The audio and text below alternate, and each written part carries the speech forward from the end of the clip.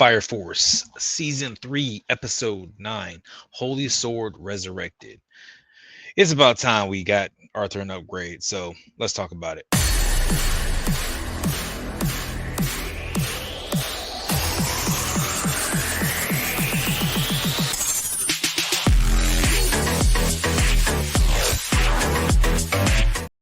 Welcome back, Evariant. So we are talking about Fire Force, Season 3, Episode 9.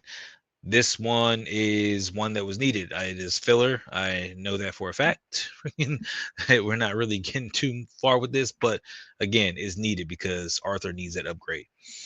Arthur is still an idiot completely because at the end of the last episode, roughly, he was trying to find his way to find the orichalcum to create a new sword. And during this process, we see that he's like, we need to go to the nether because that's what darkness means, and it makes sense. And I'm not going to read any other lines of text whatsoever when it comes to this. I don't know what we're going to do with Arthur, but just point him in the right direction and let him go ham. That's all you need at this point in time. So Vulcan, Lisa, and you are all trying to go along with this and kind of get him through this as best they can. They got a company because they kind of set him on his journey, so they don't want to abandon him. So we got to make sure that he is still doing what he needs to do. And the process is they find the entrance to the nether. And when they go inside this entrance, Lisa attempts to further move the story along by having her tentacles kind of wave around and speak in a little deeper voice to try to get him, there's a monster. Hey, it's here. You should turn back, or you should go get this way, or this is where the stuff is. And it's funny because Arthur sees through everything that is not related to his fantasy. And it's just like, it's whatever. But when it's related to his fantasy, he is locked on, fully story driven. This is what I need to do. I am the Night King and I need to make these things happen. It's like, really, Arthur, this is what we're doing. But this is where it gets weird for me because it's like randomly Arthur's parents just appear in the tunnel. Like they just show up. They are just walking in like, hey, son. He's like, I recognize my parents. He's not phased. He's not shocked. He's just like, hello, parents. And he still holds them in high regard and so like that, even though they just left him randomly. They just left him. And it doesn't make any sense.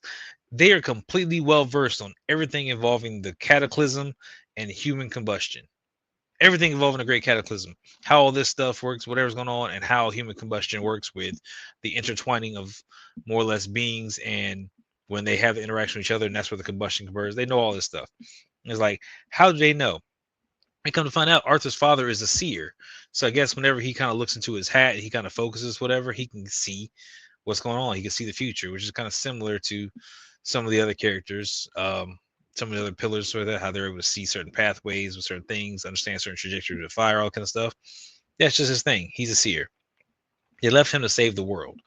And while they directly don't go save the world, I think them leaving him to cause him to be how he is part of what's causing the world to be saved, more or less. I don't know. I'm speculating here.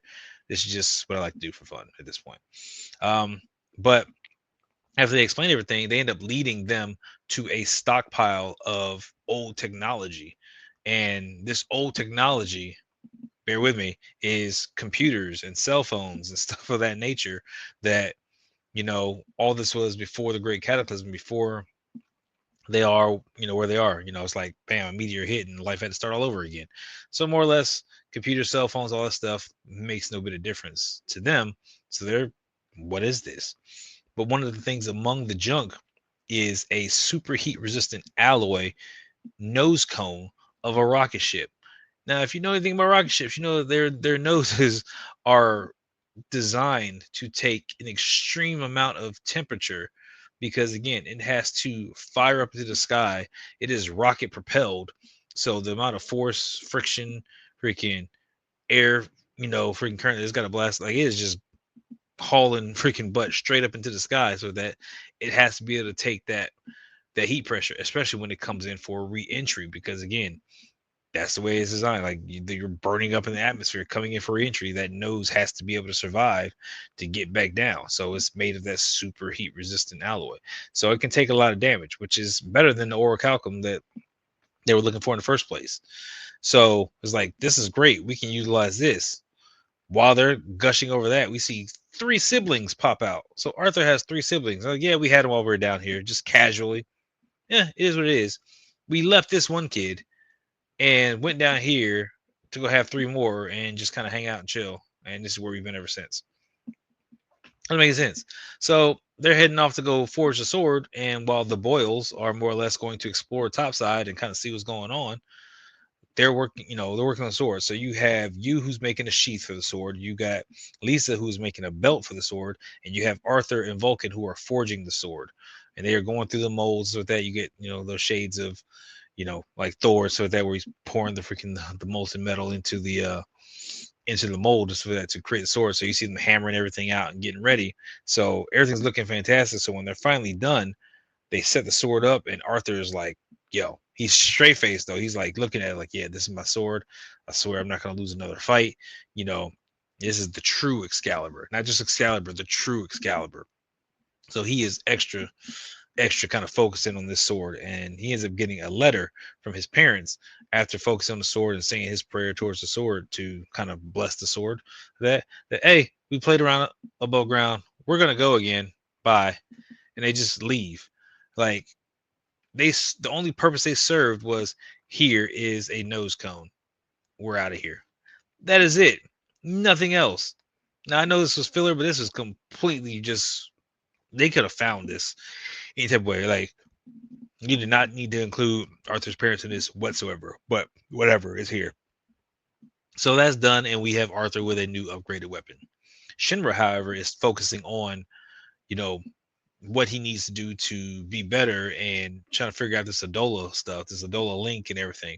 And while sitting there trying to focus on this stuff, Benny Morrow comes up and sees that he's super tense. This is like, yo, what's going on with you? He's like, I'm trying to figure out how to start trying to make these connections and trying to communicate. He's like, well, you need to be able to relax and meditate. And because he's never really had faith like that, it's always been hard for him to do. So he ends up just taking a nap. But somebody else who has faith or who has, a better connection may be able to go further. Because again, Amaterasu, the evangelist, all these people are, all part of this stuff who have these really high connections and these high tiers in society. And, with the evangelist being some type of God, like it just makes sense that there's going to be other ways around it, but you got to kind of connect and commune. He's talking about the third eye and everything that involves that. So this leaves Shinra to kind of focus and try to figure stuff out and relax himself. And it seems like when he does this, he has a brief connection with Sho, whereas on his side of it, he's kind of standing in the field and, like the death field with skulls or whatever it gives me. And he sees Sho, and Sho's like, who are you? Whereas we actually see Sho in real life, who's sitting in his chair waiting to cause the great cataclysm, and he has a realization. And he's just like, it's my brother. I need to see him again. Like, I need to see him one more time. So it's like, bam, light bulb, and that's where the episode cuts. So again, we're moving forward as far as that goes. That's a little bit of story progression. Like, they need to meet up at some point. So whether they'll be able to meet up one-on-one, if they're gonna have to fight with each other, again, like in scrap, or you're gonna have a conversation, whatever the case would be, I don't know. But I do know that things are gonna heat up, pun intended, in the second half when they do the second core.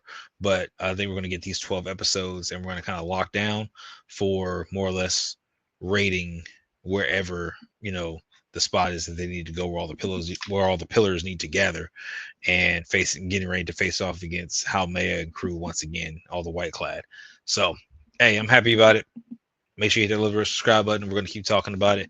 I like that we're speeding things up a little bit here. The first couple episodes were kind of slow, kind of whatever, but now we're kind of making steam. We're really getting going as far as more character development, so with that. So now I want to see Arthur face off against the dragon, and this should be a really, really good battle now that he's got a new blade. And he didn't even unsheath it, so we don't even know what it looks like fully. I just want to see it. So with that being said, we gonna just cut it there. Let me catch you guys in the next one. Later.